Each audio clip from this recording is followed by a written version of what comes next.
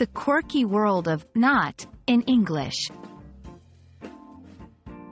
Hello, language enthusiasts. Today, we're diving into a fun and somewhat cheeky aspect of the English language. We're going to discuss the phrase, not, and understand its unique role in informal conversation. Buckle up and let's get started. The term, not, as a standalone phrase has a comedic and sarcastic undertone. Its origins are somewhat debated, but it gained widespread popularity in the 1990s, especially with movies and television shows. Essentially, when someone makes a statement and then immediately follows it with the word, not, they are indicating that the previous statement was untrue or meant in jest. For example, that was the best movie I've ever seen, not.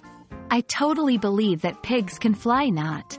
In these examples, the use of not after a statement negates the statement, making it clear that the speaker is being sarcastic or joking. It's important to understand the context in which not is appropriate.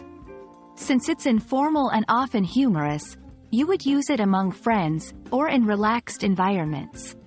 Here are a few things to remember. It's informal. You wouldn't want to use not in a formal setting or serious conversation. It's meant to be humorous or sarcastic. Ensure the other person understands the joke or sarcasm. Timing is crucial. The word not should come immediately after the statement you're negating, ideally after a short pause for comedic effect. Let's see how not fits into everyday scenarios. 1. When someone is wearing an outlandish outfit. 2. I'd totally wear that to a business meeting, not. 3. If a friend proposes an absurd plan. 4. Jumping into a pool filled with chocolate pudding? Sounds like a great idea, not.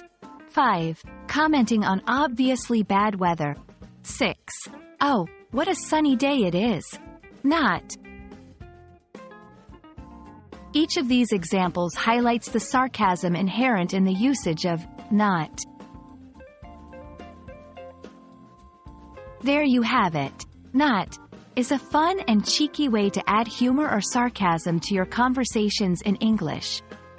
While it may not be as popular as it once was, it's still a recognizable and fun linguistic quirk.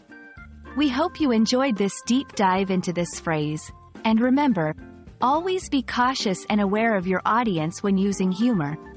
Until next time, happy learning!